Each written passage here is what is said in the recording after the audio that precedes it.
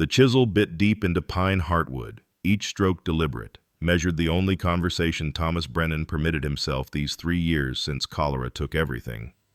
His workshop breathed with ghosts. Unsold cradles lined the walls. Wooden toys gathered dust. Rocking chairs waited for mothers who'd never come. Outside, October wind rattled windows he'd sealed against more than weather. The coal oil lamp flickered, casting shadows that danced like memories across his calloused hands. Another evening dissolving into sawdust and silence. Then knocking. Urgent, small, impossible. Thomas froze mid-stroke. No one came here. Not anymore. The knocking persisted. Frantic now. He crossed to the heavy oak door, hand trembling on the latch, pulled it open to impossibility. A child, perhaps 8, shivering in a torn pinafore, eyes wide with desperate hope. "Please, mister," she gasped, accent thick with foreign shores. "Mama needs help. The baby won't wait." The chisel slipped from Thomas's fingers, clattering against the floor. Before we continue, please leave a like and let me know which city you're watching from. Now, let's get back to the story. Thomas stared at the child, her small frame shaking not just from cold but from exhaustion that ran bone deep. In the lamplight, he could see her dress was more than torn. It was travel-worn, stained with mud and what might have been blood. Her eyes, wide and blue, held a desperation that cut through his 3 years of carefully constructed isolation. "Your mama, where is she?" His voice came out rusty, unused to anything beyond cursing stubborn wood grain. "In forest. Wagon turned over. Please, you come now." The girl's English was broken, each word carefully chosen and pronounced with the deliberate care of someone thinking in another language. Polish, maybe, or German. Thomas's hands moved before his mind could protest, reaching for his canvas coat hanging by the door. "How far?" "Not so far, but dark, very dark." She grabbed his sleeve with surprising strength. "Please, mister." "Baby coming now." The word baby jolted through him like lightning. He'd helped birth foals, calves, even assisted Doc Morrison once with a breech delivery years back, before Mary died trying to bring their second child into the world. The memory threatened to paralyze him, but the girl's urgent tugging broke through. "Wait here," he commanded, disappearing into the workshop's depths. His hands knew what to gather even as his mind reeled clean linens from the chest Mary had kept supplied, her sewing scissors still sharp in their leather case. A bottle of whiskey for antiseptic. He grabbed his medicine bag, dusty from disuse, checking for willow bark, clean thread, carbolic acid. His movements grew steadier with purpose. The girl watched from the doorway, hopping from foot to foot. "We hurry." "Yes." "What's your name, child?" "Emma Kowalski." Polish then. Thomas grabbed every lantern he owned, 4 coal oil lamps, 2 bullseye lanterns, even the ornate parlor lamp Mary had loved. He lit them all, one by one, until the workshop blazed like a beacon against the October darkness. Emma's eyes widened at the display. "You carry this one." He handed her the smallest lamp, then fashioned a carrying pole for 2 others, keeping the bullseye lantern for leading. "Stay close. Don't let go of my coat." They plunged into the forest, the circle of light pushing back shadows that seemed alive with Emma's fear. Douglas firs towered around them, their branches catching and releasing the lamplight in waves. The path was barely visible, marked only by Emma's recognition of bent trees and unusual rocks.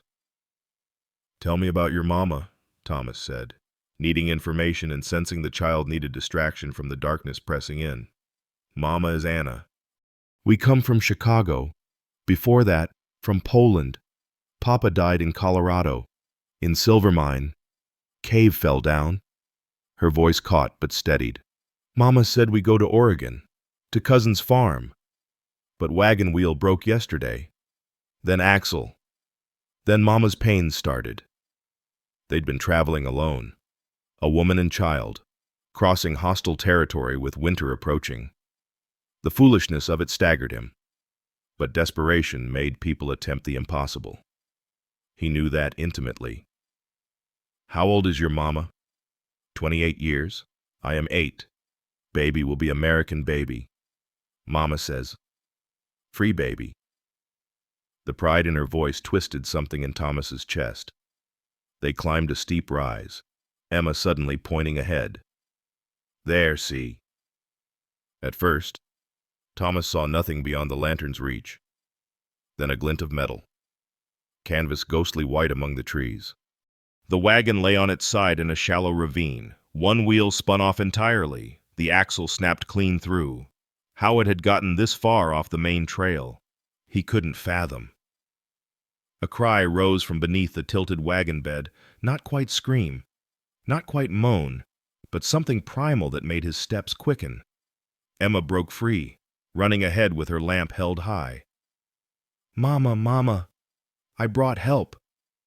Thomas followed, his multiple lanterns swaying, casting wild shadows that made the forest seem to breathe around them. As he approached the wagon, he could see a figure huddled beneath a makeshift shelter of canvas and pine boughs. Anna Kowalski looked up at him through a haze of pain, her dark hair plastered to her forehead with sweat despite the cold night. She spoke rapidly in Polish to Emma, who translated, she says thank you for coming. She says baby is coming fast now. She says, Emma paused, blushing even in the lamplight. She says she's sorry for trouble, but God sent you. Thomas set down his lantern strategically, creating a circle of light around the makeshift shelter. His hands were already moving, checking Anna's condition with clinical detachment learned from years of frontier necessity. What he found made his stomach tighten.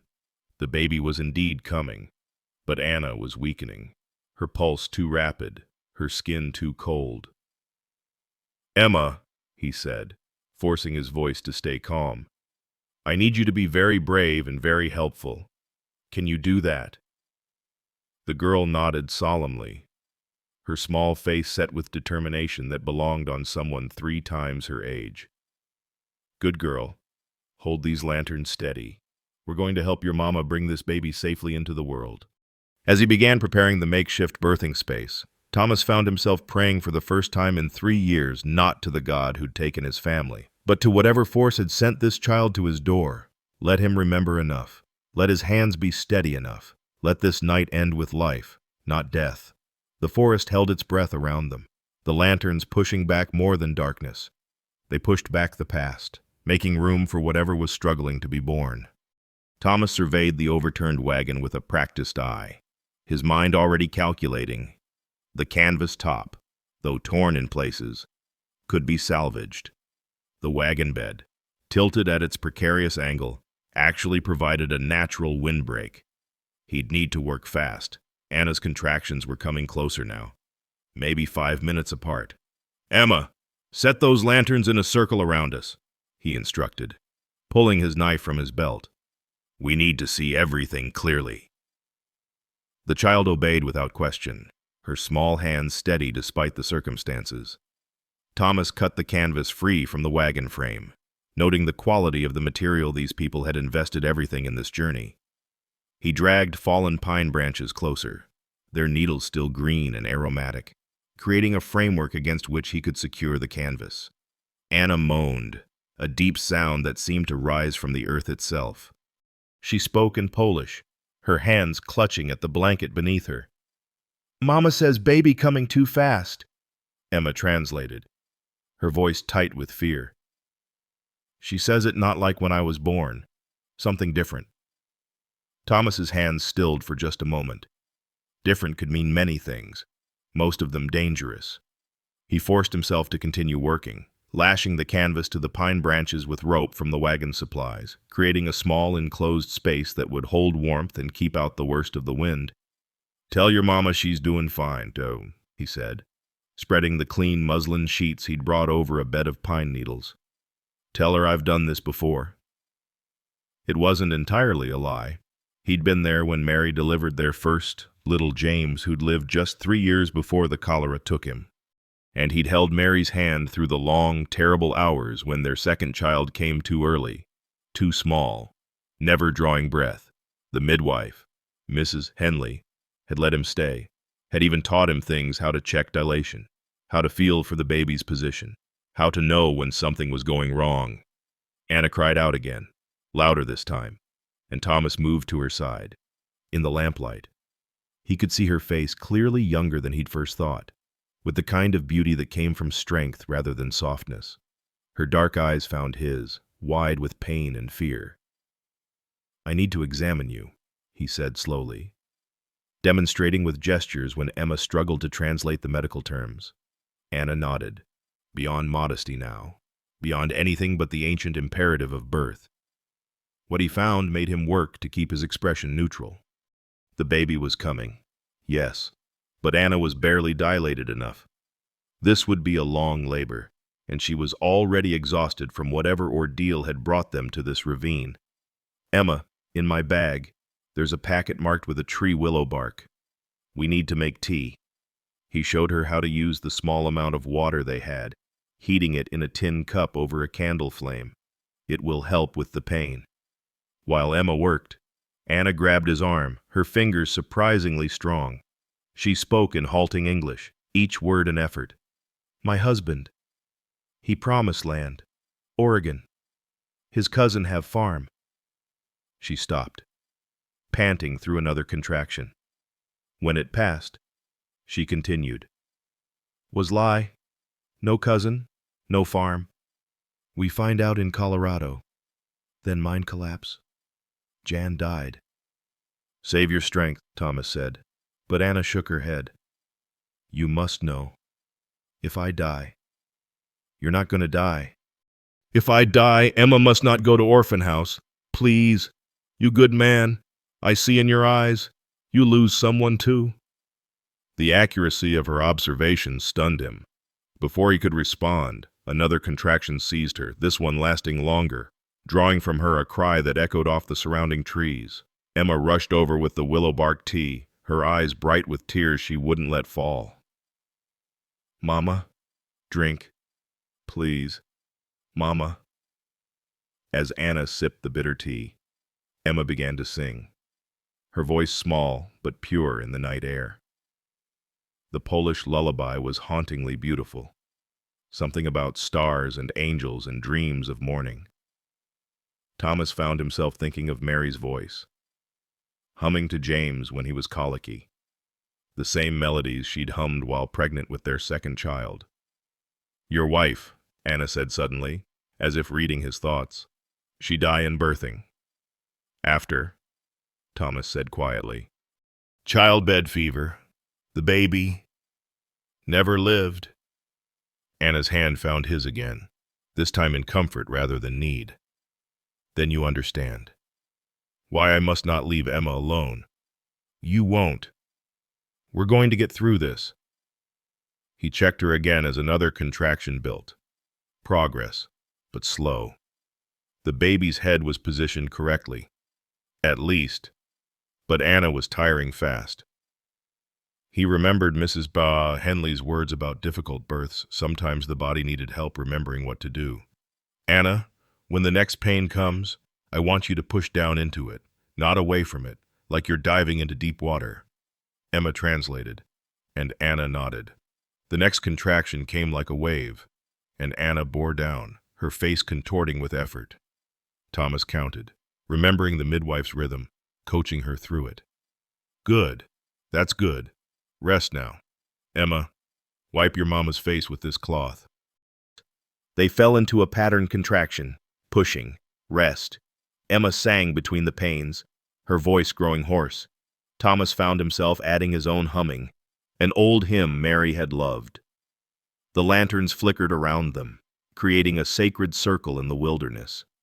Hours passed. The forest began to lighten almost imperceptibly, dawn still far off but approaching.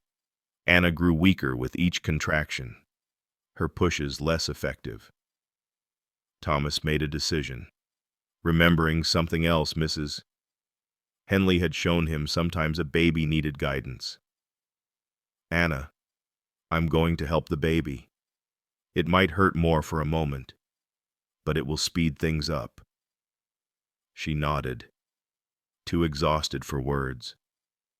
On the next contraction, Thomas gently manipulated the baby's position, feeling the head turn slightly, finding a better angle.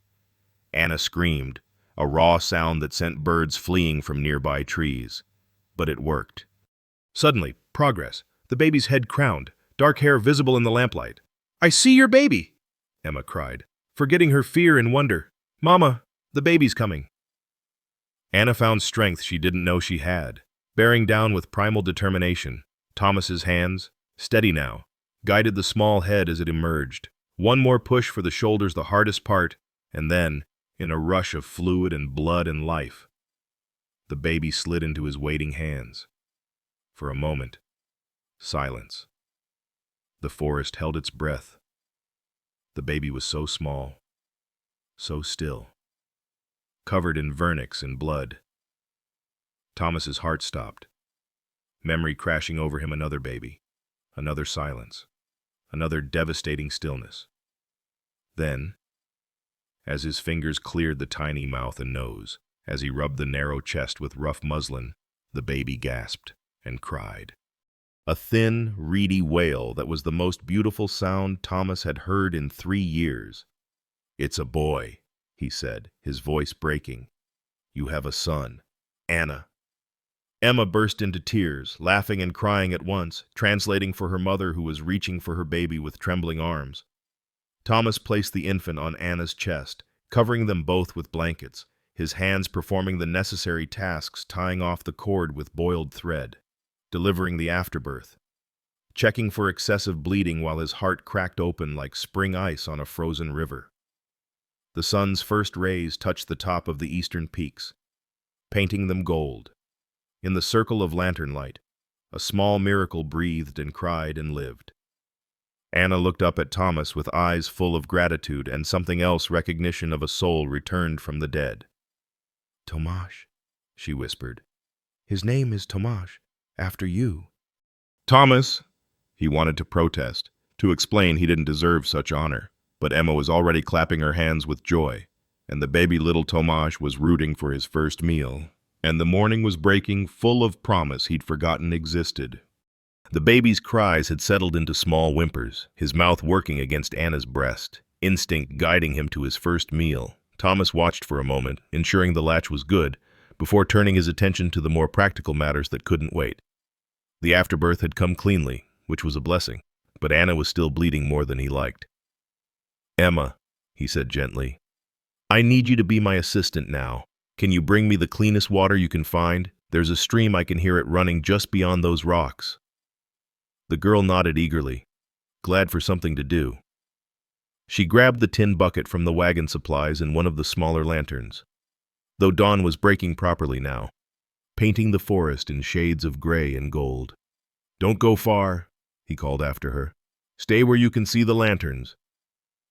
While Emma was gone, Thomas prepared what he needed. His hands were steady now, the muscle memory of frontier doctoring returning. From his bag, he pulled Mary's sewing scissors, silver-handled, a wedding gift from her mother, kept sharp and clean through years of careful maintenance. He'd never thought to use them again for their intended purpose. The cord had stopped pulsing, the baby pink and breathing well. Thomas tied it off properly with the boiled thread, leaving enough length, then made the cut. The scissors sliced clean through, severing the last physical connection between mother and child. Little Tomasz didn't even notice, too intent on his first meal. "You did well," Anna said weakly, watching him work. "Like doctor." "No doctor," Thomas replied, using clean muslin to apply pressure where she was still bleeding. "Just a man who's seen too much to forget." He pulled out the small silver thimble from Mary's sewing kit. She'd always kept it filled with salt for healing, mixed with water. It made a crude but effective wash for the umbilical stump. The camphor oil would help prevent infection, though he'd need to watch carefully for any signs of trouble. Emma returned, the bucket sloshing, her face flushed with pride. "I found good water, Mr. Thomas, clear and cold, from where it runs over rocks." "Perfect. Now, can you tear these clean cloths into smaller pieces? We need to get your brother properly cleaned up." The next hour passed in a blur of necessary tasks.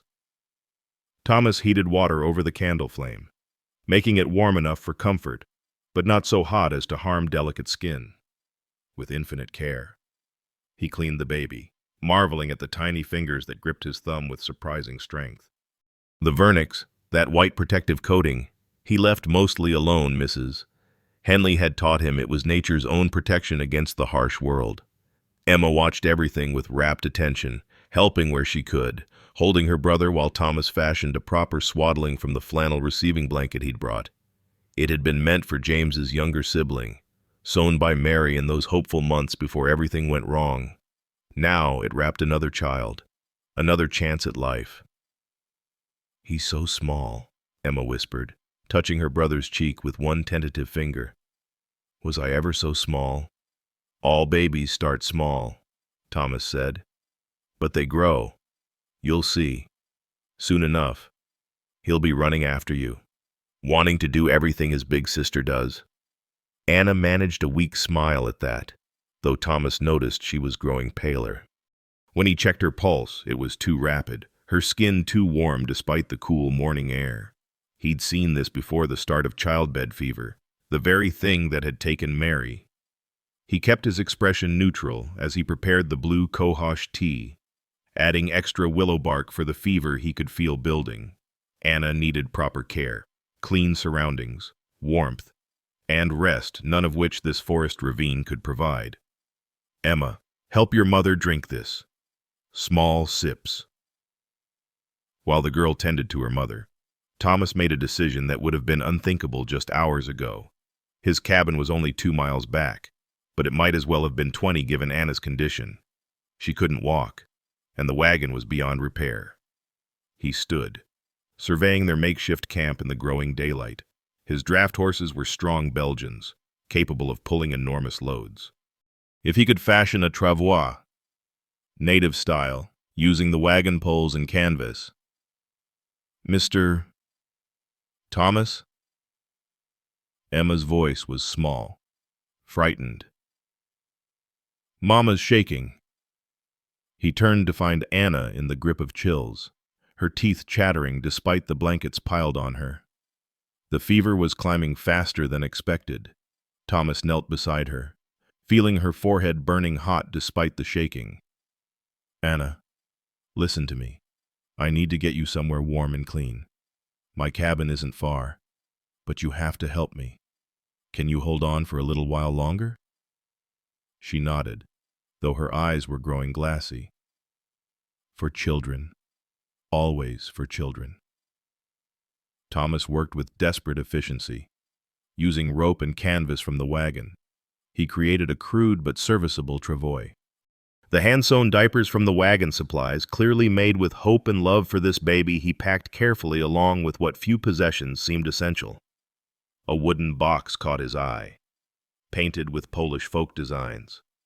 Inside were documents, a few pieces of jewelry, and a daguerreotype of a young couple on their wedding day, Anna, radiant in traditional dress, and a stern-faced man who must have been Jan. "Papa," Emma said softly, seeing what he'd found. He was good man.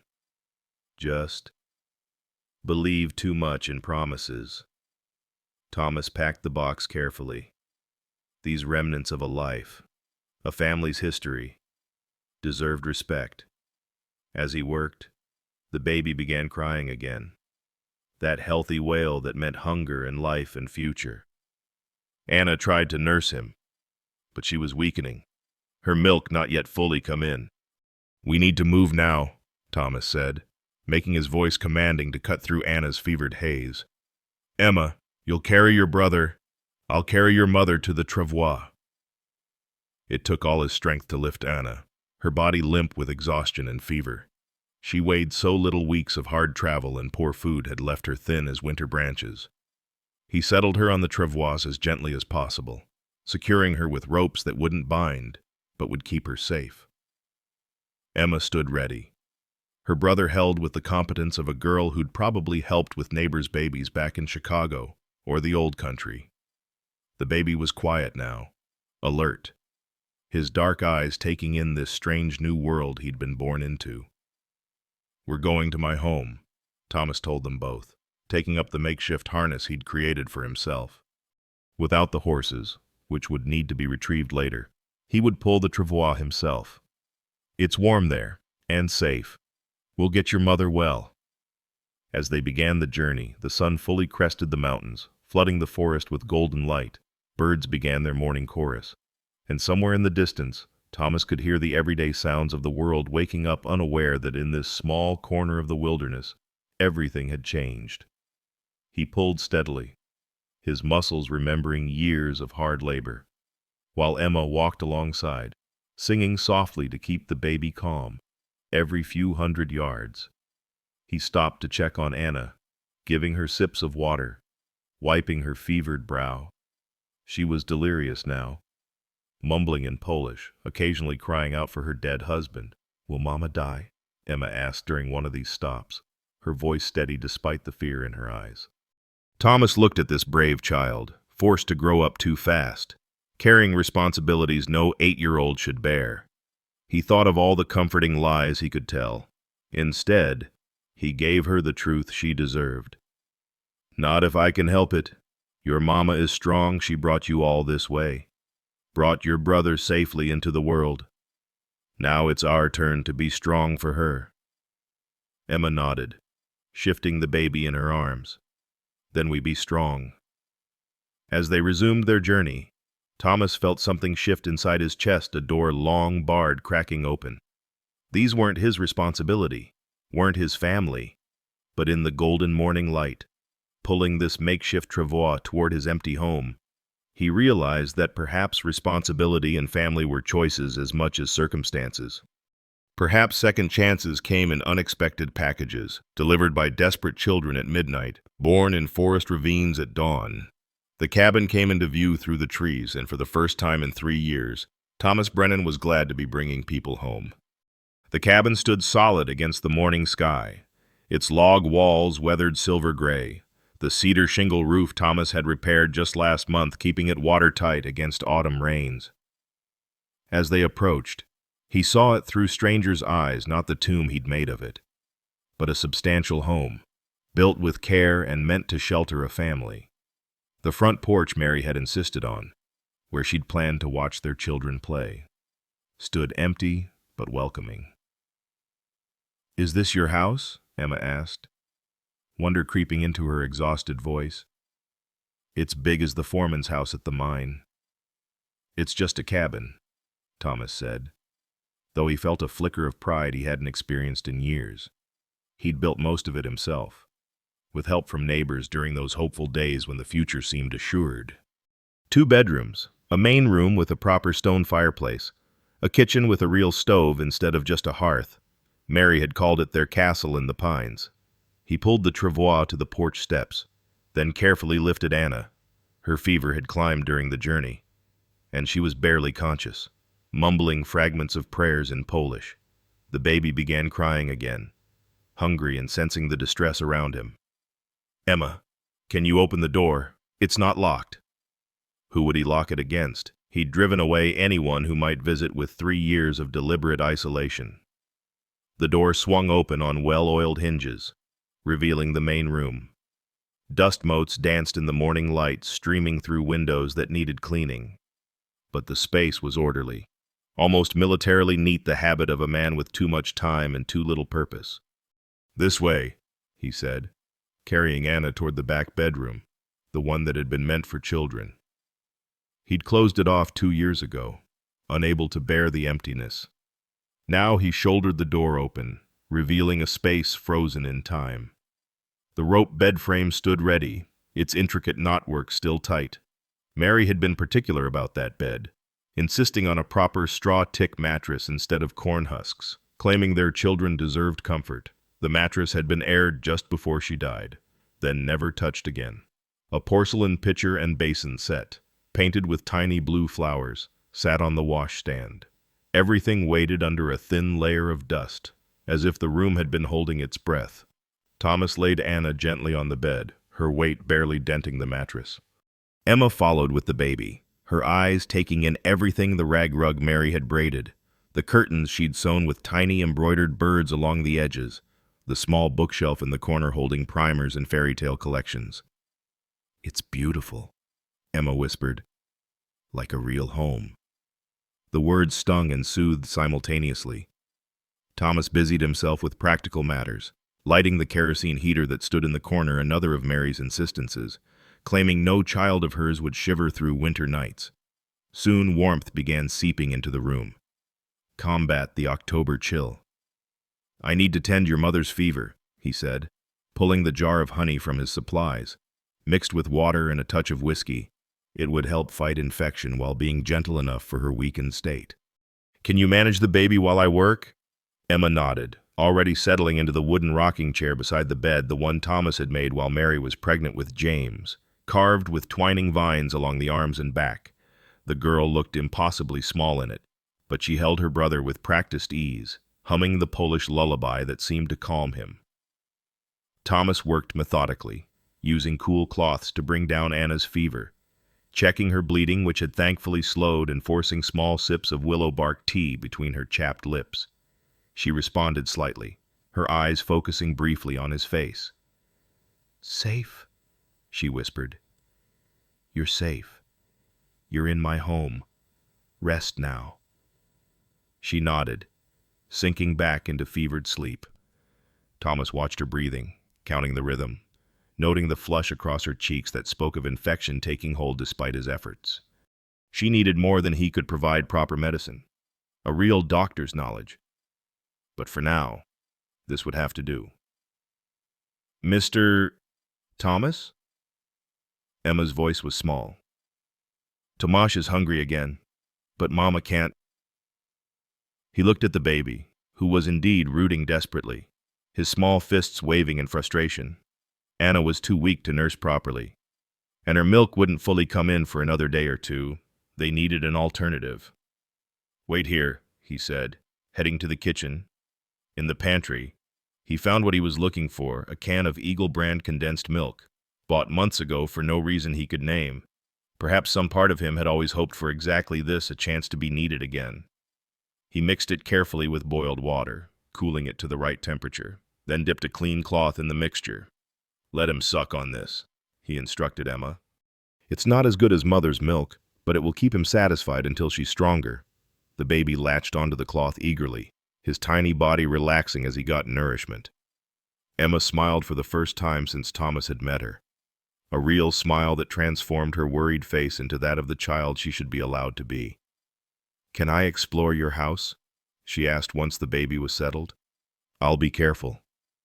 Thomas nodded, unable to refuse that hopeful face. "Don't go in the workshop yet, too many sharp tools, but the house is safe enough."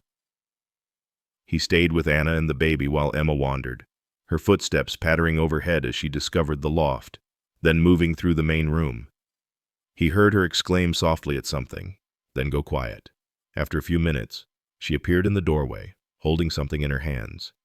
It was the wooden horse, carved from a single piece of pine, sanded smooth as silk, and rubbed with beeswax until it gleamed.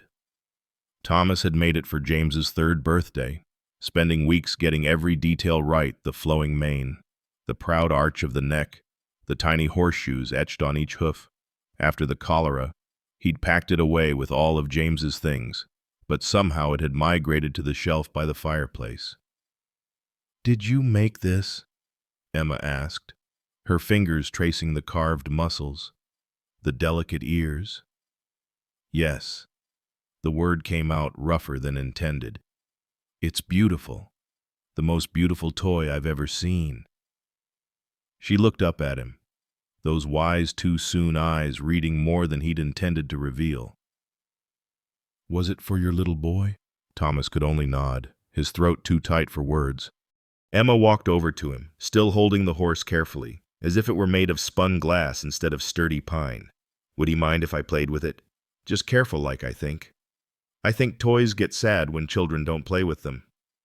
The simple philosophy of it, the gentle way she was trying to comfort him while asking for something she clearly longed for, broke through another wall in Thomas's chest.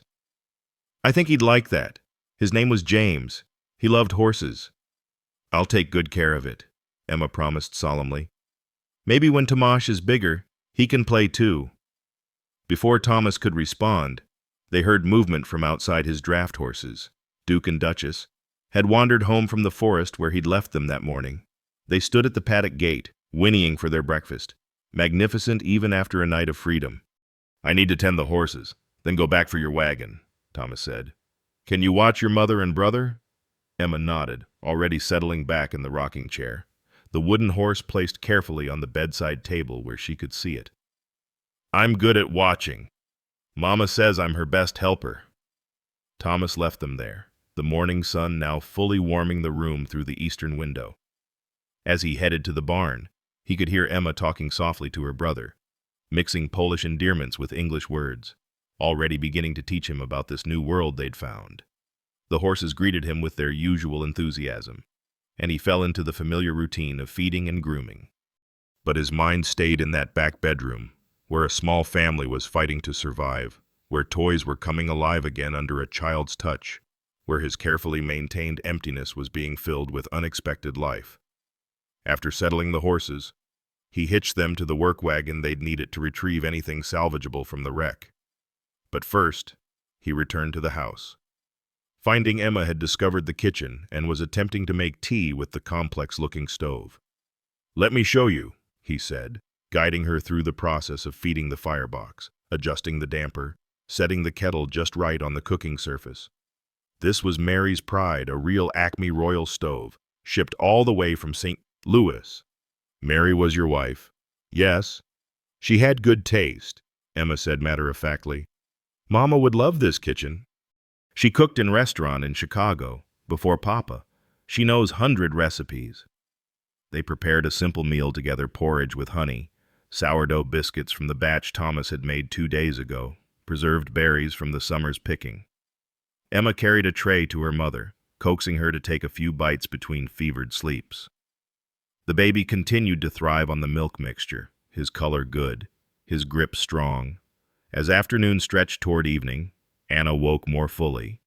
Though the fever still burned in her cheeks, she looked around the room with wondering eyes, taking in the comfortable furnishings, the warm quilt Thomas had tucked around her, another of Mary's creations, pieced together during long winter evenings. "We impose too much," she said weakly. "You impose nothing," Thomas replied, checking her temperature with the back of his hand. "This house has been empty too long. It needed voices again." Anna studied his face, reading the grief written in the lines around his eyes. "Your family the cholera. 3 years ago, my wife, my son, many others in town." "I'm sorry." She reached out, her hot fingers briefly touching his hand. "Loss makes us strangers to ourselves. Yes, we wake up different people, in different world." The understanding in her voice, born from her own losses, created a moment of connection that transcended their differences. Polish immigrant and American frontiersman, stranger and host, finding common ground in shared grief. "Mama." Emma appeared in the doorway, holding one of the primers from the shelf. "Mr. Thomas has books with letters and pictures. McGuffey readers," Thomas explained. "For learning. Would you like me to teach you?" Emma's face lit up like Christmas morning. Within minutes, she was settled at the kitchen table while Thomas kept watch over Anna and the baby. He showed her the alphabet blocks he'd carved for James, 26 perfect cubes with letters, numbers, and tiny pictures of animals and everyday objects. "A is for apple," Emma repeated carefully, her accent making the words musical. "B is for bear." As evening painted the mountains purple and gold, Thomas found himself really looking at his home for the first time in years, no longer a monument to loss, but a shelter for the living. The fire crackling in the hearth warmed more than the room, it warmed something in him that had been frozen since the day he'd buried his family. Tomorrow he would retrieve what they could from the wagon, ride to town for the doctor, face the questions and curiosity of neighbors he'd shunned. But tonight, in this cabin built with love and hope, a small refugee family was safe and warm, and Thomas Brennan was remembering what it felt like to be needed, to be useful, to be human again. The third night came with a vengeance. Thomas woke from his makeshift bed on the main room floor to the sound of Emma crying, not the whimpers of a tired child, but genuine terror. He was up and moving before fully awake, his bare feet finding the familiar path to the back bedroom in darkness. Anna was burning, even from the doorway. He could see the fever had taken a violent turn, her body rigid with chills while sweat poured from her skin, the sheets soaked through. Emma stood beside the bed, clutching baby Tomasz, who was wailing with the instinct infants have for crisis. "She won't wake up right," Emma sobbed. "She talks but doesn't see me. She calls for Papa, for her mama who died when I was small. Mr. Thomas, please." Thomas lit the kerosene lamp with steady hands that belied his racing heart. In the yellow light, Anna's condition was even more alarming. The healthy color that had briefly returned to her cheeks had been replaced by an angry flush that spread down her neck. When he lifted her eyelid, her pupil was dilated, unfocused. Her pulse hammered against his fingers like a trapped bird. The infection had spread childbed fever in full bloom. He'd seen it take women in hours once it reached this stage. Mary had lasted 4 days, but those were 4 days of agony he wouldn't wish on anyone. "Emma, listen to me." He kept his voice calm, authoritative. "I need to ride to town for the doctor. It's 6 miles, but Duke is fast. I'll be back before dawn." "You're leaving." The panic in her voice cut through him. "I have to. Your mama needs medicine I don't have, but you're going to help her while I'm gone." He showed her how to wring out cool cloths, how to drip water between Anna's cracked lips, how to keep the baby settled with the milk mixture. "Can you be brave for 2 more hours?" Emma wiped her tears with the back of her hand, suddenly looking far older than 8. "I be brave, but please hurry." Thomas pulled on his boots and coat, saddled Duke in record time, and thundered into the night. The road to Pine Ridge was treacherous and darkness narrow, winding, with drop-offs that had claimed more than one careless rider, but Duke knew the way. And Thomas gave the horse his head, trusting the animal's night vision over his own. The town appeared like a cluster of fireflies in the valley below, most windows dark at this ungodly hour. Thomas headed straight for Doc Morrison's house on Elm Street, a tidy Victorian that served as both home and surgery. He pounded on the door until a light appeared in an upstairs window. Doc Morrison, it's Thomas Brennan. I need help."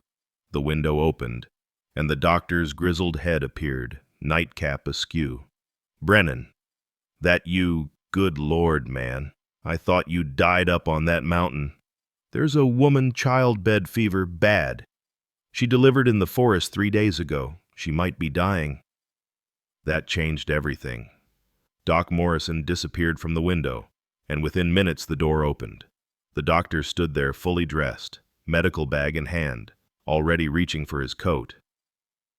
At 70, Morrison moved with the efficiency of someone who'd answered too many midnight calls to waste motion.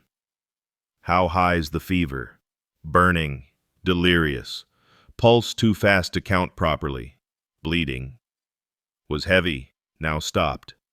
You got ice up there?" "No." Morrison turned back into the house, shouting up the stairs. "Martha, wake the Henderson boy, need him to raid the ice house. Tell him to bring it to the Brennan cabin fast as he can ride." He grabbed a second bag from a shelf by the door. "Infection's got hold, but if we caught it in time, morphine for the pain, carbolic spray for the wound, sulfur powder if it's gone septic, might could save her." They rode hard through the darkness, Morrison surprisingly spry on his old mare. As they passed through town, Thomas saw lights appearing in windows. News traveled fast in Pine Ridge, even at 3 in the morning. By the time they were climbing the mountain road, he could hear other horses following. The town was waking up, responding to crisis as frontier communities did immediately and without question. The cabin glowed with lamplight as they approached. Emma had lit every lamp she could find, as if light alone could drive away death. She met them at the door, baby Tomasz quiet in her arms, her face drawn with exhaustion but steady. "She's worse," she said simply. She doesn't know me anymore. Morrison went straight to work, his examination quick and thorough. He pulled out his glass syringe, a modern marvel Thomas had only seen once before, and prepared an injection of morphine. "Hold her arm steady," he instructed Thomas. "This will ease her pain while we work." The needle slid in, the morphine entering Anna's system. Within minutes, her rigid muscles began to relax, the tight lines of pain around her eyes softening. Morrison continued his examination, using carbolic spray liberally, checking for signs of sepsis. "It's bad, but I've seen worse recover," he announced finally. "The fever's the danger now." "Where's that ice?" As if summoned, hoofbeats announced the Henderson boys' arrival. The 16-year-old stumbled through the door, carrying a canvas sack of ice from the town's community ice house, sawdust still clinging to the blocks. "Good lad," Morrison said. "Now ride back and tell Mrs. Fletcher, the pastor's wife, we need women who know nursing. Tell her to bring fever tea supplies and clean linens." Thomas crushed ice into smaller pieces, wrapping them in cloth to place around Anna's neck, under her arms, anywhere to cool the fire burning through her. Emma helped, her small hands steady as she held ice packs in place while Thomas and Morrison worked. "You should have come to town sooner," Morrison said quietly as he prepared another injection. 3 years is too long to hide from the world, Thomas." "I wasn't hiding. I was hiding," Morrison repeated firmly. "I understand why. We all do. But Mary wouldn't have wanted this." Before Thomas could respond, more horses arrived. Mrs. Fletcher swept in like a force of nature, her gray hair pinned severely, her arms full of supplies.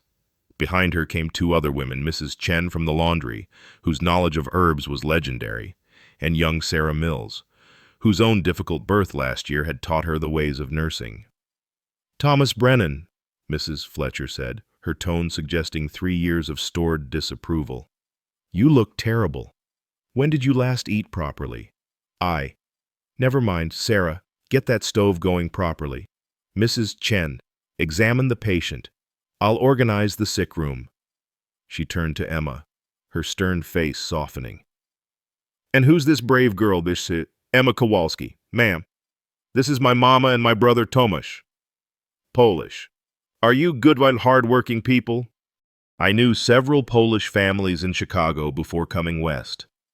She switched to accented but clear Polish, and Emma's face lit up with relief at hearing her mother tongue. The women took over with the efficiency of those who'd weathered many crises. Mrs. Chen produced packets of mysterious herbs from her bag, brewing a tea that filled the room with pungent but not unpleasant odors. Sarah organized a proper sick room routine, fresh linens, scheduled times for medicine, a chart to track fever and pulse. Mrs. Fletcher stationed herself in the kitchen, producing soup that seemed to materialize from nothing. Thomas found himself pushed aside, reduced to fetching water and stoking fires. Part of him wanted to protest. This was his house, his responsibility. But as he watched the women work, saw Anna's breathing steady under their care, felt the oppressive fear in the room replaced by competent action, his pride crumbled like old mortar. "Mr. Brennan," Sarah Mills touched his arm gently. "Perhaps you could hold the baby while Emma eats the poor child's dead on her feet." Thomas took little Tomasz, the weight of the infant strange but not unwelcome in his arms. The baby gazed up at him with dark eyes that seemed to hold wisdom beyond his few days of life. In the kitchen, Mrs. Fletcher was coaxing Emma to eat soup while teaching her English words for various utensils. "The child says you delivered the baby yourself," Mrs. Fletcher said, not looking at him directly. "In the forest, no less. There wasn't a choice. There's always a choice. You chose to help instead of turning away. That matters." She paused, then added more gently, "We thought we'd lost you too. After Mary and James, the whole town grieved, you know, not just for them, but for you." Thomas couldn't speak past the sudden tightness in his throat. Doc Morrison appeared in the doorway, rolling down his sleeves. "Fever's breaking," he announced. "Mrs. Chen's herbs are working, and the infection's responding to treatment. She'll pull through, though she'll be weak for weeks." Emma burst into tears of relief, burying her face in Mrs. Fletcher's substantial bosom. Thomas felt his knees go weak, and he sank into a chair, still holding the baby. For the first time since finding Emma at his door, he allowed himself to feel the full weight of what might have been lost. Morrison sat beside him, pulling out his pipe, though not lighting it in deference to the baby. "You did good work, Thomas. Kept her alive long enough for proper medicine to help. Those hands of yours, they remember more than carpentry." "I was so afraid," Thomas admitted quietly. "When I saw the fever, I thought Mary. Mary's case was different. She'd been weak from the difficult birth, and we didn't know then what we know now about infection. This woman, Anna, she's strong, Polish stock, frontier tough. She'll make it." As dawn broke over the mountains, painting the peaks rose in gold, the house filled with purposeful activity. Neighbors arrived throughout the morning bringing food, offering help, expressing joy that Thomas Brennan had returned to the community. The men organized a party to retrieve what remained from the wagon. The women established a nursing rotation so Anna would never be alone. Thomas stood on his porch, watching the steady stream of visitors, feeling the walls he'd built so carefully these 3 years crumbling entirely.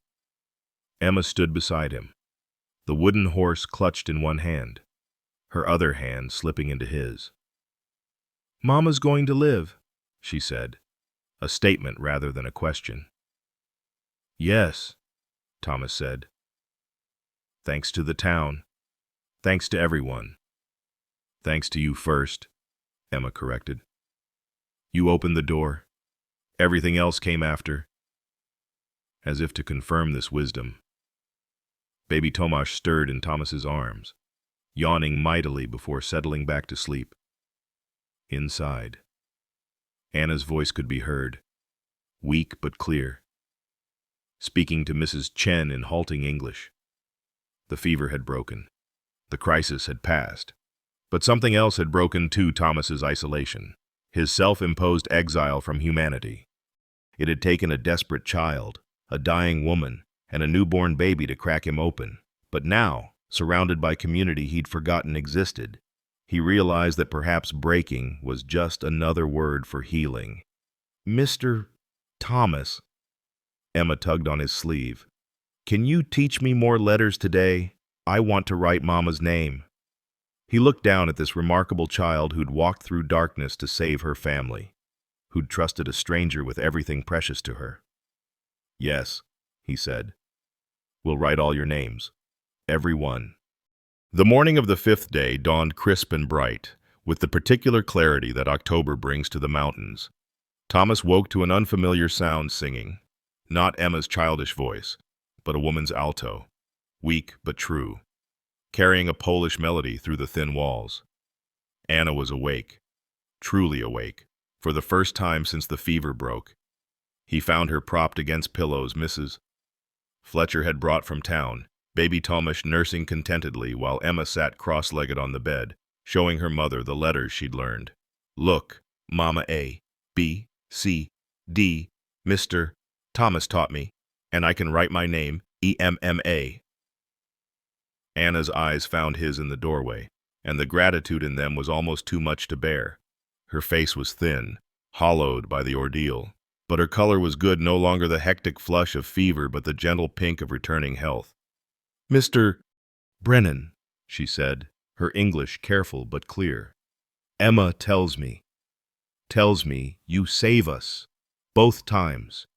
When Tomasz born, when fever come. The doctor saved you. The town women. I just... No." She shifted the baby to her other breast with practiced ease. No longer the desperate woman in the forest, but a mother finding her strength again. "Emma tells me truth. You carry me from forest. You bring doctor. You gave us life twice." Her free hand reached out, touching his briefly warm now with health rather than fever. The simple contact sent an unexpected jolt through him, and he pulled back, confused by his reaction. "You're welcome here as long as you need," he said roughly, then retreated to the safety of his workshop. But Emma followed, as she'd taken to doing whenever he worked. She'd become his small shadow these 5 days, watching him shape wood with the same intensity she brought to learning letters. This morning, she carried the wooden horse, which had become her constant companion. "Can you teach me?" she asked, pointing at the small piece of pine he was working. "To make something." Thomas looked at her eager face and found himself reaching for a softer piece of wood, one that would be easier for small hands to work.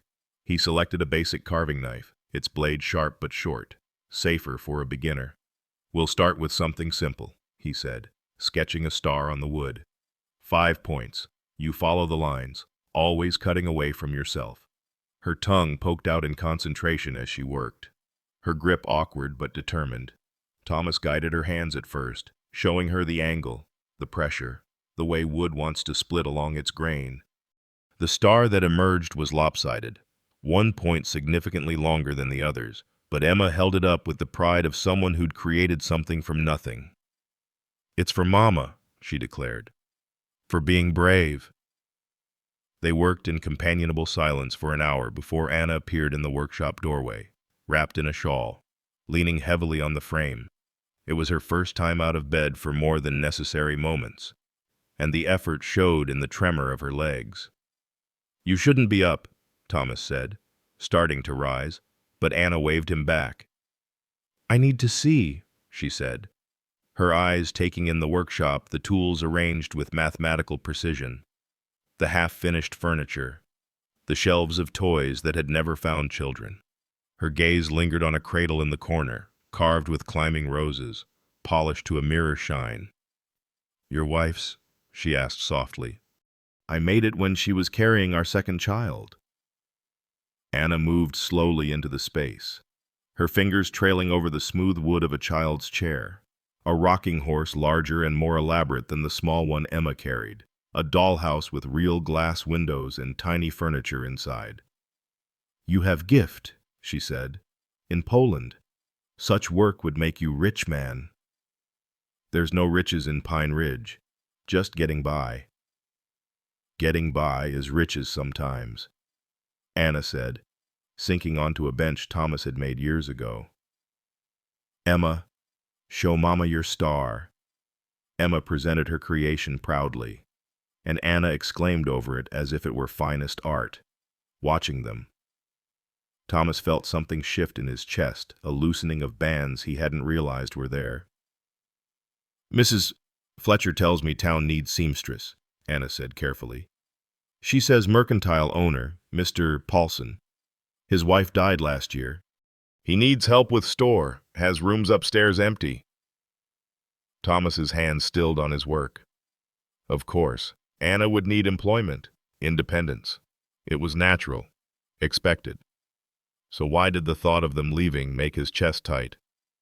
"Paulson's a fair man," he said, keeping his voice neutral. "The rooms are good. I helped build that addition 3 years back.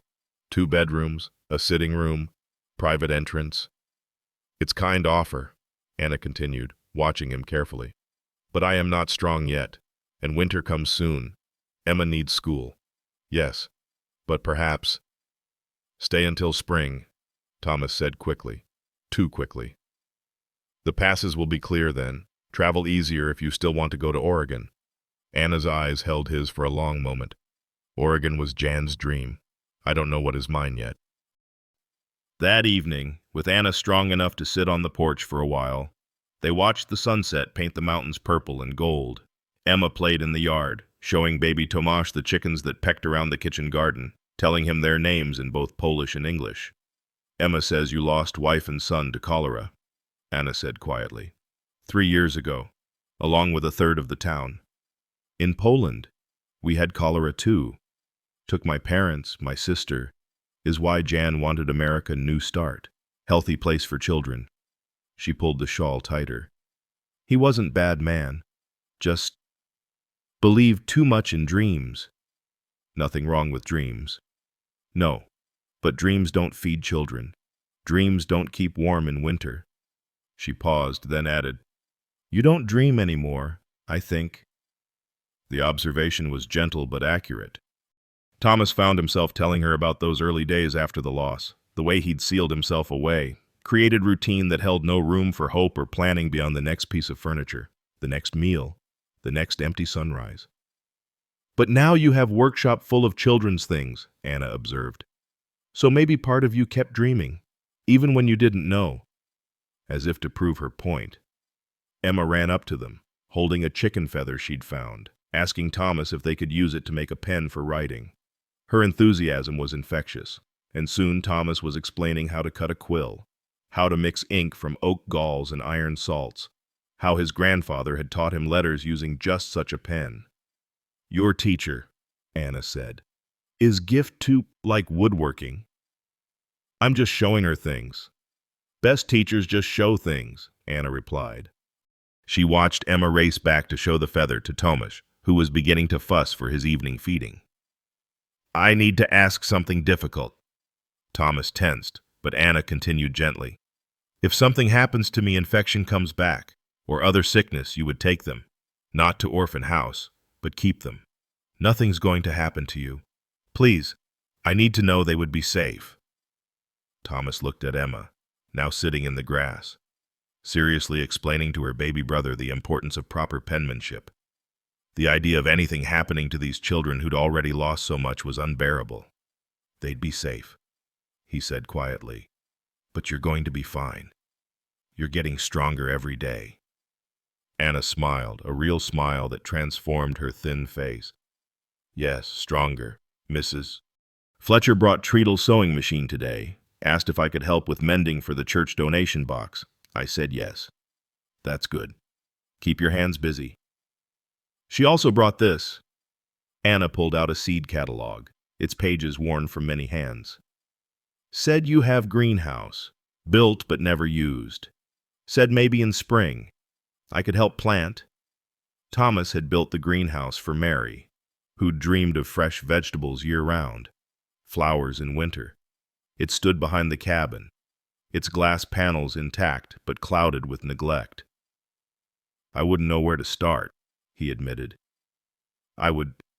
In Poland. We had greenhouse at a estate where my mother worked. I helped tend it as child. Tomatoes in January. Imagine. Her enthusiasm was like Emma's, lighting up her face, making her look younger than her 28 years despite everything she'd endured.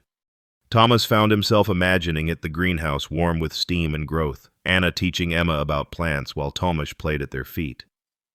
We could try, he heard himself say. If you're staying until spring anyway. Until spring? Anna agreed, though something in her eyes suggested she was thinking, like him. That spring was a long way off, and much could change in the months between. As darkness fell and they moved inside, Thomas helped Anna back to bed while Emma prepared the baby's evening milk mixture. She'd become expert at it, knowing just the right temperature, the right consistency. The domestic routine they'd fallen into felt both foreign and familiar, like trying on clothes from another life that somehow still fit. Later, after Anna and the children were asleep, Thomas sat by the fire with the slate Emma had been practicing on. In careful letters, she'd written, Emma, Anna, Thomas, Thomas family. The last word made his throat tight. He started to erase it, then stopped. Let it stand, he thought. Let this child's hope stand for one night at least. Tomorrow would bring what it would bring, talk of the mercantile job, planning for eventual departure, the careful boundaries he needed to maintain. But tonight, with 3 souls sleeping safe under his roof, with the wooden star Emma had carved sitting on the mantel next to Mary's photograph, with the promise of greenhouse gardens and spring plantings ahead, Thomas allowed himself to imagine that some dreams, even broken ones, might grow again if given proper soil and enough time to take root. The fire crackled, settling into embers, and somewhere in the walls a mouse scratched ordinary sounds of a house being lived in. A house with children's laughter and woman singing, a house that was learning to be a home again. October had settled into Pine Ridge with unusual warmth, the aspens holding their gold longer than most years, but Thomas knew mountain weather could turn in a heartbeat. He stood in the doorway of Paulson's Mercantile, ostensibly examining a new shipment of nails, but really watching Anna through the window as she helped Mrs. Rodriguez with fabric selection. 2 months had passed since that desperate night in the forest, and Anna had transformed the general store into something more a gathering place for the town's growing immigrant population. "She's got a gift," Paulson said, appearing beside him. The older man's eyes were kind behind his spectacles. Yesterday she helped 3 Polish families who came through heading for the copper mines. Translated their whole list, knew exactly what supplies they'd need for the journey. Would have been lost without her. Thomas nodded, his chest tight with an emotion he didn't want to name. Anna wore a new dress navy wool that Mrs. Bo Fletcher had helped her make, proper and respectable. Though she'd added touches of Polish embroidery at the collar and cuffs, her hair was pinned up neatly, revealing the elegant line of her neck. She moved with confidence now, no longer the desperate woman he'd found in the forest, but someone finding her place. "Emma's doing well in school," Paulson continued. "Teacher says she's caught up remarkably fast. Smart as a whip. That one. She works hard." Thomas agreed, thinking of the hours they spent each evening at his kitchen table. Emma practicing her letters while he carved and Anna sewed by lamplight. Except now Anna wasn't there, she and the children lived in the tidy rooms above the store, and Thomas ate his dinners alone again. "You heading up the mountain before the weather turns?" Paulson asked, nodding toward the darkening sky. Thomas glanced up. Clouds were building over the peaks, heavy and gray with the particular weight that meant snow. "Soon. Just need to finish that rocking chair for Anna for the rooms upstairs." Paulson smiled knowingly. "You've made quite a few pieces for those rooms. Bed frame, 2 chairs, that nice little table. Man might think you're courting." "Just being neighborly," Thomas said stiffly. "Sure you are." Paulson clapped him on the shoulder. "Better get that chair delivered before the storm hits. Weather moves fast up here." Thomas loaded the rocking chair onto his wagon, running his hands over the smooth wood one last time. He'd spent 3 weeks on it, carving tiny roses into the headrest, sanding until it was silk smooth. It was his finest work, though he'd never admit how many nights he'd stayed up late perfecting it. Emma burst from the schoolhouse as he drove past, her slate and books wrapped in oilcloth. "Mr. Thomas, are you coming to dinner? Mama's making pierogi." He'd meant to just deliver the chair and leave, but Emma's hopeful face undid him, as it always did. "If your mama doesn't mind." "She made extra," Emma said, scrambling up beside him on the wagon seat. "She always makes extra on Wednesdays, and Thursdays, and Fridays." The child's not-so-subtle hint made him smile despite himself. The truth was, he'd been finding excuses to visit almost daily, bringing fresh eggs, fixing a squeaky hinge, teaching Emma advanced carpentry. The town had noticed, of course, of she is. Just yesterday, he'd overheard 2 women at the post office discussing whether it was proper for him to spend so much time with the young widow. Mrs. Fletcher had shut them down with characteristic firmness. Thomas Brennan saved that woman's life and delivered her baby. If he wants to teach the girl woodworking and share a meal with them, that's Christian charity. Nothing more. But it wasn't charity that made his heart race when Anna smiled at him. Wasn't duty that kept him awake thinking about the way she hummed while she worked, the graceful economy of her movements, the way lamplight caught the copper threads in her dark hair. The rooms above the mercantile were warm and welcoming, transformed by Anna's touches curtains she'd sewn from fabric scraps, braided rugs, dried wildflowers in a mason jar. Baby Thomas, now 3 months old, gurgled from his cradle the one Thomas had made all those years ago for his unborn child, now finally serving its purpose. "Thomas," Anna said, and his name in her accent still sent an unexpected shiver through him. "Good you're here. Storm comes. I think—" She was right. By the time they'd finished dinner, pierogi filled with potato and cheese. Better than anything he'd eaten in years, snow was falling thick and fast. What had been a gentle drift an hour ago was now a proper blizzard, wind howling around the building's corners. Thomas stood to leave, reaching for his coat. "I should get back before it gets worse." "No." Anna's hand on his arm stopped him. "Is not safe. You stay. People will talk. People already talk." Anna said with a shrug. I don't care for gossip. I care you don't freeze in storm. Emma had already pulled out the McGuffey reader, settling expectantly in the chair by the cast-iron stove. You can read to us the story about the brave little boy. Mama likes that one. Thomas found himself seated in the rocking chair he'd just delivered. Emma curled against one side while Anna sat nearby, nursing Tomasz.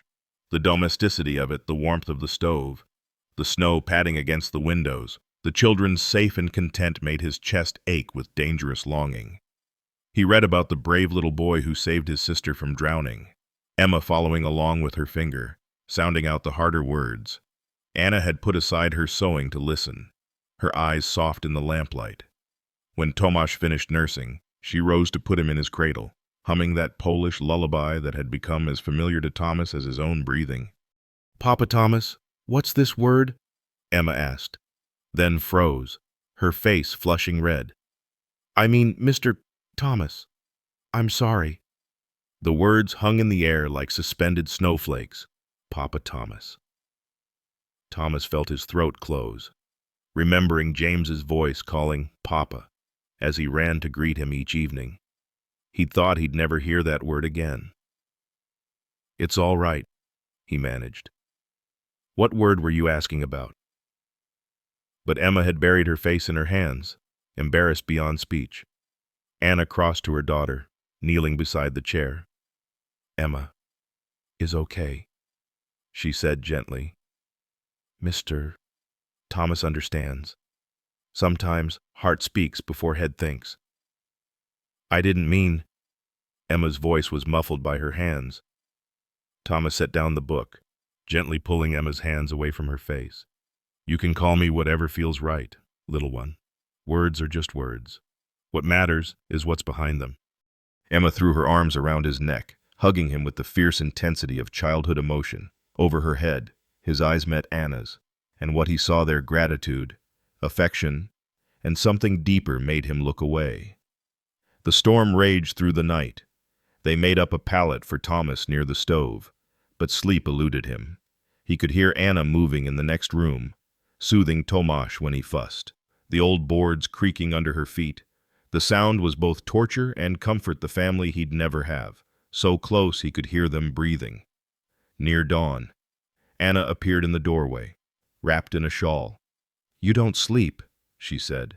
It wasn't a question. The storm, he said, though they both knew it wasn't the weather keeping him awake. She came closer, settling in the chair across from him. I need to say something. The town gossips. They wonder your intentions. Some say you court me. Some say you just feel responsible.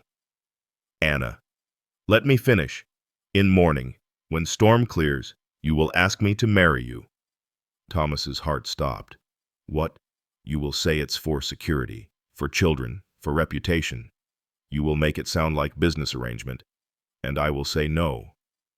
He stared at her, unable to form words. I say no because I don't want your pity. Thomas, I don't want duty or charity or arrangement.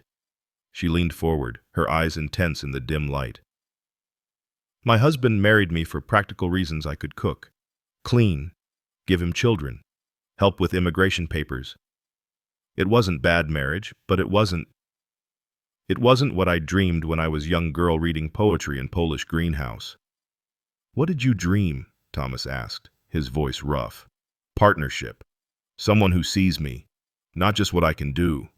Someone who chooses me every day, not because he must, but because he wants to. She stood, wrapping the shawl tighter. So when you ask in morning, remember I want partnership or nothing. I am strong now. I have work, home, friends. I don't need saving anymore.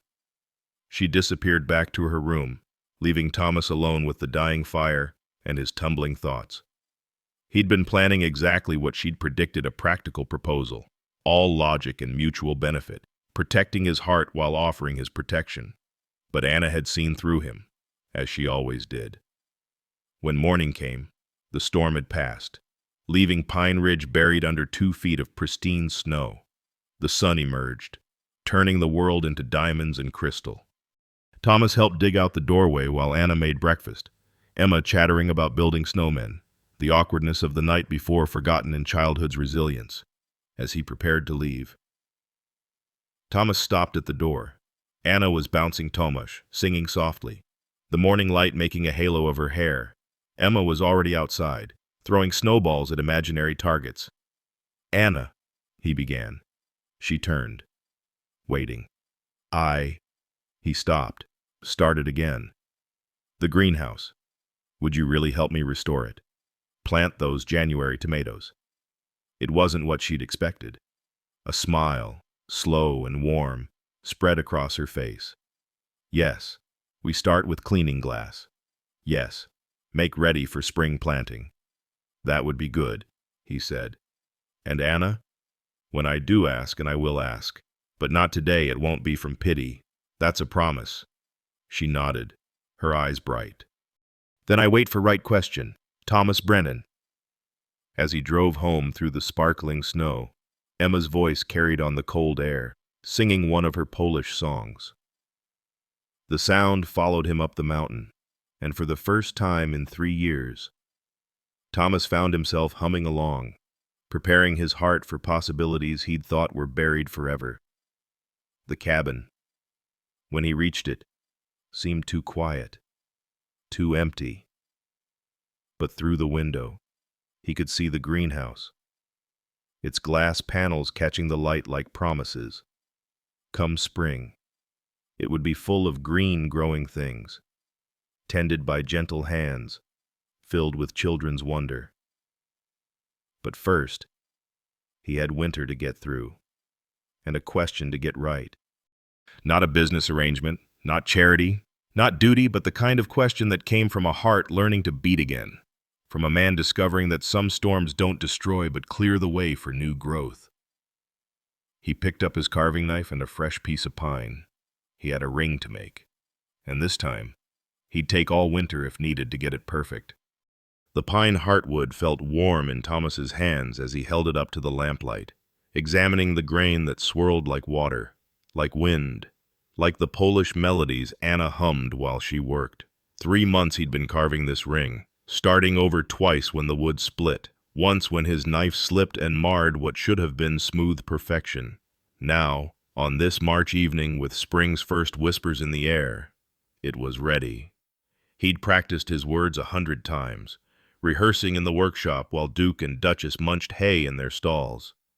But standing now at Anna's door, those carefully planned speeches scattered like sawdust in the wind. His knock was tentative, unlike that desperate pounding 5 months ago when he'd returned with Doc Morrison. Anna opened the door, flour dusting her hands, her face flushed from the heat of baking. "Thomas, we didn't expect Emma is still at school." "I know. I came to see you." Something in his tone made her still, her hand going to her throat in an unconscious gesture he'd come to love. "Is everything all right? Can we talk alone?" She glanced back at Tomasz. Nearly 8 months old now, contentedly playing with wooden blocks Thomas had made alphabet blocks like the ones Emma learned from, though Tomasz seemed more interested in banging them together than learning letters. "He'll be fine for a moment," Anna said, stepping out onto the landing that overlooked the mercantile. Below, they could hear Paulson helping a customer, the comfortable sounds of commerce and community. Thomas pulled the ring from his pocket, holding it out on his palm like an offering. The heartwood gleamed rich amber in the afternoon sun, carved with tiny climbing roses that seemed to grow from the wood itself, so delicate they might have been painted by fairy hands. Anna's breath caught. "Thomas, let me speak before I lose my nerve," he said. "I've been practicing for weeks, had a whole speech about partnership and mutual respect and building a future. But standing here now, all I can think about is how you've brought light back into my life. Not just you, Emma, and Tomasz too, but you most of all." He took her flour-dusted hand in his, feeling the calluses from sewing, the strength in those slender fingers. "I'm not a young man, Anna. I'm 42 years old, set in my ways, carrying ghosts I'll never fully put down. But I know that I love you. Not from duty, not from pity, not from some misguided need to save you you've never needed saving. I love how you sing when you think no one's listening. I love how you've made that greenhouse bloom when I thought nothing would grow there again. I love your courage and your stubbornness and the way you put 3 sugars in your coffee when you think I'm not watching. Anna was crying now, silent tears that she didn't bother to wipe away. I'm asking you to marry me, Anna Kowalski, not for the children, though I love them like my own, not for propriety, though the town gossips are having a field day. I'm asking because I want to wake up every morning knowing you're there, fall asleep every night hearing you breathe. I want to build furniture for our home, not empty rooms. I want to teach Emma everything I know and watch Thomas take his first steps and maybe, God willing, give them more siblings to love. He slipped the ring onto her finger. It fit perfectly, of course. He'd measured while she slept that night of the storm, using a piece of string. This is pine heartwood from the tree that shades James's grave. Mary planted it when he was born. I thought they'd want to be part of this, part of us moving forward. Anna looked at the ring, then at him, her eyes luminous with tears. You foolish man, she whispered. I would have said yes to the business arrangement. Don't you know I've loved you since you lit every lantern in your workshop to guide us through the darkness? She pulled his head down and kissed him, there on the landing in full view of anyone who cared to look, a kiss that tasted of flower and tears and promises. Mama, Emma's voice carried from the street. Mama, I got perfect marks on my spelling test, Mrs. Henderson says. She stopped at the foot of the stairs, taking in the scene above her mother in Thomas's arms, both of them crying and laughing at once. Are you getting married? Yes, Anna called down, laughing. Yes, we are getting married. Emma let out a whoop that brought Paulson and 3 customers to the door. Within minutes, it seemed the entire town knew Thomas Brennan was marrying the Polish widow. And about time, too. Mrs. Fletcher took charge of the wedding preparations with military efficiency. 2 weeks, she declared.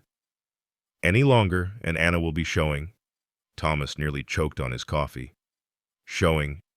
Anna blushed deep red. I was going to tell you tonight. The baby will come in September. For a moment, Thomas couldn't breathe. Another child. Another chance. At 42, when he'd thought that part of his life was over, he was going to be a father again. The fear was there, memories of Mary, of loss, but stronger than fear was joy, pure and unexpected. September, he repeated, then laughed, pulling Anna close. A harvest baby. The wedding day dawned clear and warm, April sunshine flooding the valley with golden light.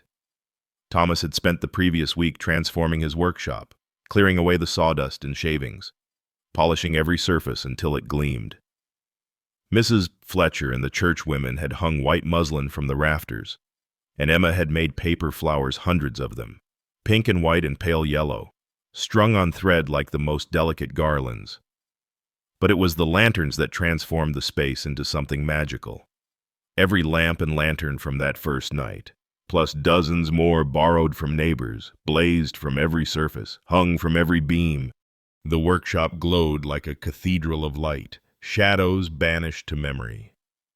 Anna wore her mother's wedding dress, carefully preserved through ocean crossing and frontier hardship, white linen with red embroidery at the hem, a crown of early wildflowers in her hair.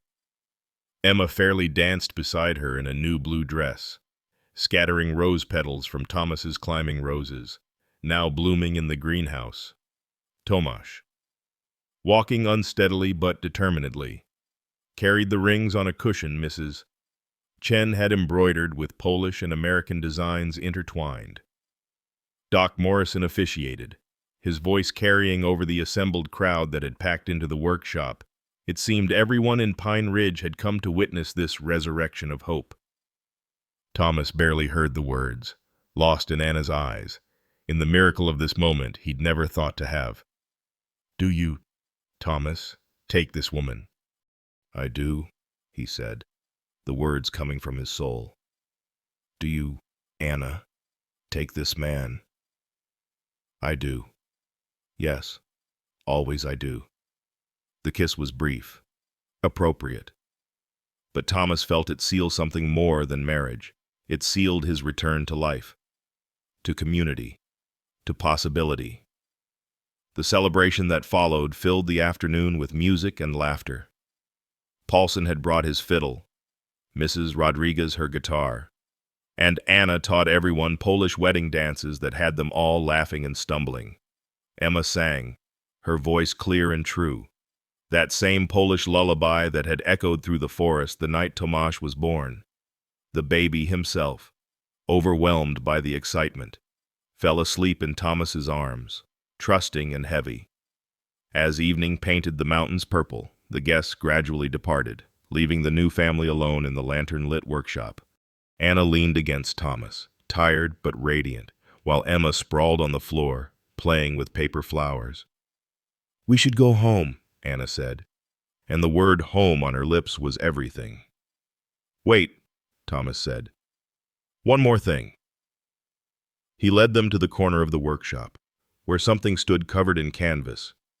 With a flourish, he pulled the covering away, revealing a new sign, carved from pine and painted in bright colors. Brennan Family Furniture and Goods, Thomas, Anna, Emma, and Tomasz Brennan, proprietors. "We're all Brennans now?" Emma asked, her eyes wide. "If you want to be," Thomas said. "I'd like to adopt you both. Make it official." Emma threw herself at him, nearly knocking him over. "Papa Thomas? Real Papa Thomas?" 5 years later, the workshop hummed with activity on this October morning. 5 years since a desperate child knocked on a lonely man's door. Thomas stood at his main workbench, guiding 13-year-old Emma's hands as she carved delicate details into a jewelry box. Her skill had grown remarkable, her artist's eye evident in every piece. "Smaller strokes here," he said. "Let the wood tell you what it wants to be." Across the room, 5-year-old Tomasz worked with child-sized tools, building what he insisted was a barn for his toy horses. Though it looked more like a lopsided box, his concentration was complete, tongue poking out just like Emma's used to. "Papa, look!" 3-year-old Rose held up a painting she'd made mostly colorful smears, but Thomas exclaimed over it as if it were a masterpiece. "Beautiful, Rosebud. We'll hang it right here where everyone can see." 2-year-old James, named for his lost brother, toddled over, demanding to be picked up. Thomas obliged, settling the boy on his hip while checking Emma's progress. Through the window, he could see Anna in the greenhouse, her belly round with their 4th child together, due before Christmas. She moved among the tomato plants, yes. January tomatoes had become their specialty, directing Mrs. Chen's daughter in the fine art of pruning. The greenhouse had become a marvel, providing fresh vegetables year-round. Drawing customers from 3 towns over, the business had expanded beyond Thomas's wildest dreams. The sign out front now read, "Brennan Family Furniture and Winter Garden," and they employed 2 apprentices to keep up with orders. Emma's decorative work was particularly sought after, people willing to wait months for one of her carved pieces. "Tell us again about the night Tomasz was born," Rose demanded, as she did almost daily. Thomas settled into the story, worn smooth by retelling, but never old. "It was the darkest night, and I was all alone, when suddenly there came a knocking at my door." Emma smiled, adding her own details: how cold it was, how scared she'd been, how brave Mr. Thomas had looked with all those lanterns. Tomasz, who'd heard this story 1,000 times, always puffed up with pride at being the baby who started it all. "And then what?" Rose asked, though she knew perfectly well. "And then," Thomas said, looking through the window at Anna, who had stopped to rest, hand on her back, face tilted to catch the autumn sun. "The lanterns led us all home." The workshop door opened, and Anna entered, bringing the smell of earth and growing things. "Lunch is ready. Pierogi today." "Pierogi," and the children chorused, abandoning their projects. As the family trooped toward the house, the cabin expanded now with proper additions. Thomas lingered for a moment in the workshop. The lanterns from that first night sat on a special shelf, carefully maintained though rarely needed now. The workshop was full of light these days, children's laughter, Anna's singing, the steady rhythm of creation and growth. He touched one of the old lanterns gently, remembering that desperate night, the child at his door, the journey through darkness. He'd thought he was saving them, but the truth was clearer now. They had saved each other. Every one of them. From brave little Emma to baby Tomasz to Anna with her fierce determination, had been lanterns in the darkness, leading each other home. "Thomas," Anna called from the doorway. "Are you coming?" "Yes," he said, turning from the past toward the present, toward the future still being carved with careful hands and patient love. "I'm coming home." The October sun slanted through the windows, casting patterns of light and shadow across the workshop floor. But the shadows held no fear now, no emptiness. They were simply places where the light hadn't reached yet, spaces waiting to be filled with tomorrow's joys, next season's growth, the endless possibility of a life rebuilt from ashes and sawdust and love. As Thomas closed the workshop door, he could hear his family in the house, Emma helping Rose wash her hands, Tomasz telling Anna about his barn, baby James babbling in his high chair. The sounds of home, of happiness, of a man who'd discovered that sometimes the darkest nights carry the brightest lanterns, if only we have courage enough to open the door when they knock. You know, I've told this story 100 times in the years since, and each time I discover something new in it. Not about what happened, those facts never change, but about what it means. Thomas thought he was done with life at 42, thought grief was his permanent address. I understand that now in ways I couldn't when I was younger. We build these walls after loss, don't we? Tell ourselves it's safer inside, alone with our ghosts. But here's what Thomas learned that October night when Emma knocked: gratitude isn't just about being thankful for what we have. Sometimes it's about being grateful for the interruptions, the inconveniences, the desperate knocks at midnight that shatter our carefully maintained solitude. That little girl didn't just ask for help, she offered Thomas a way back to himself. Family isn't always about blood or even choice. Sometimes it's about who shows up when the lanterns are lit. Anna, Emma, and Tomasz didn't replace what Thomas had lost. They created something entirely new, a family built from necessity that grew into love, a workshop that became a home, empty rooms that filled with laughter again. The real miracle wasn't that Thomas saved them. It was that they all saved each other. One day at a time, one kindness at a time, until saving became loving, and loving became living again.